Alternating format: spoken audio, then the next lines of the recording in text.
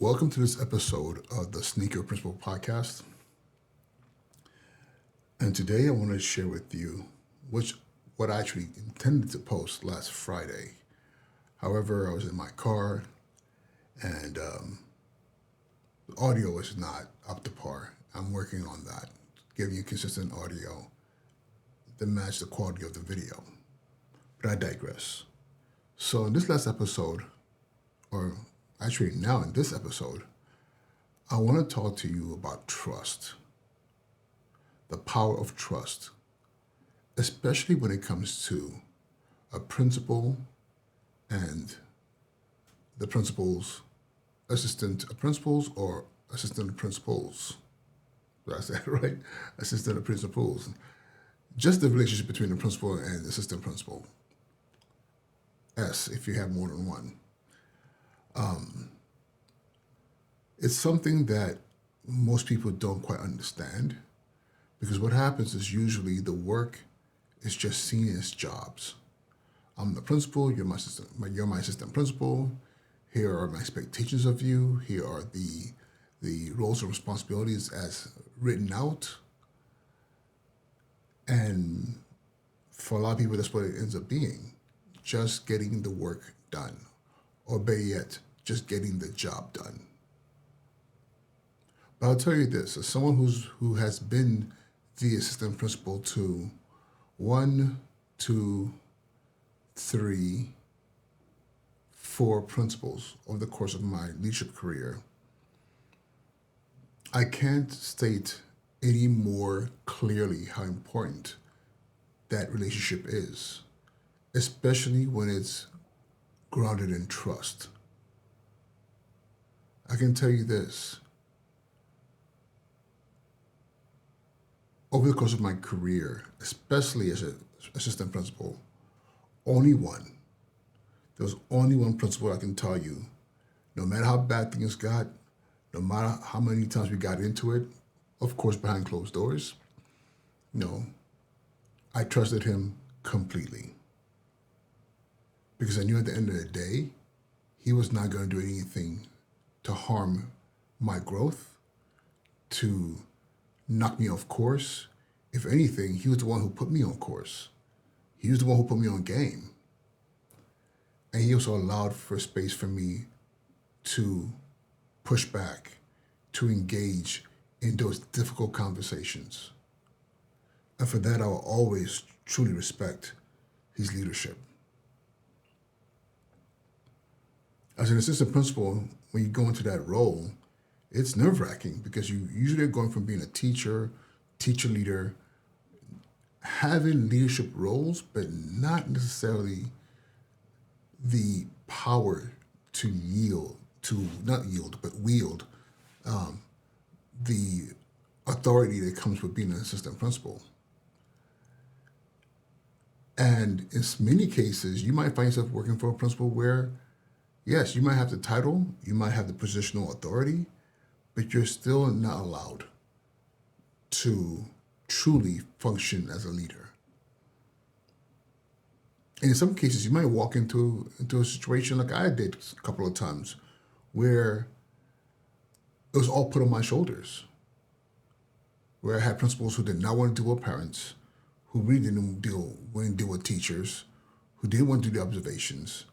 If there was a matter, I was the one called to take care of it.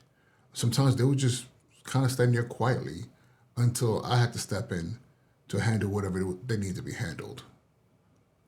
And again, some people might say, well, that's awesome. You're learning on the job. But the problem was with that, I had no trust. I didn't trust them. And I don't think they trusted me either. Which made for a very frustrating place to work in.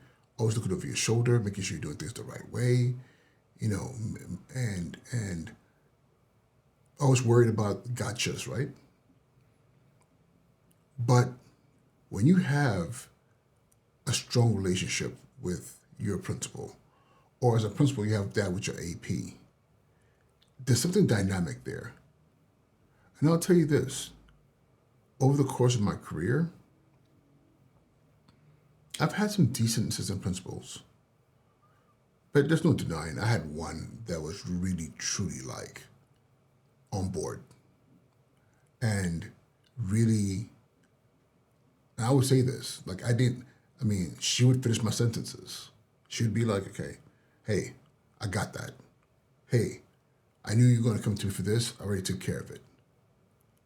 Hey, check your email. Hey, check your calendar. And it was just kind of like making sure that I was on point. And you would think that as an assistant principal, especially if you're ambitious, your job is to look as good as possible. But not. She worked hard to make me look good, as I worked hard to make my mentor principal look good. And it's something that is, you would think that is common. It really isn't. To really be able to say, listen, I need you to be great. So I am here to pick up all the weight, to do whatever needs to happen so that we all win. Because at the same time, when you take that mentality as an assistant principal, guess what you're doing? You're learning. If you were the right principal who's willing to really pour into you, you're learning with guidance. So some of you might want to know, how do you find that? How do you find that relationship, that type of synergy between a assistant principal and a principal? And you might be a principal asking for that. You might be a principal who's never had that. You might be an assistant principal who has never had that either. How do you make that happen? I'll tell you what it is. Those of you who know me, I say this all the time. And those of you who really know me know this is not my quote. I got it from somebody else. But it's one of the most powerful things I've ever heard about leadership and walking into leadership and building a leadership team. Don't chase the position or title. Chase the leader. To me, too often, assistant principals are looking for a position, or better yet, you might have an aspiring assistant principal who's looking for the job, the role, and they chase the role. This school has an opening, that school has an opening, and they go after the opening versus chasing the leader. The narrative should be, I can't wait for so-and-so to be looking for an assistant principal because I want to work for that principal. I can't wait for so-and-so to see the light because I want them to come work for me or come work with me. There's something to be said when you spot someone who is a gifted leader, someone you can learn from. And it's also something to be said when you see someone who has the raw talent or even has the abilities to be great. And you're like, let me bring this person onto my team so I can work with them. They can learn from me, I can learn from them, and we can build something amazing. My mentor principal did exactly that.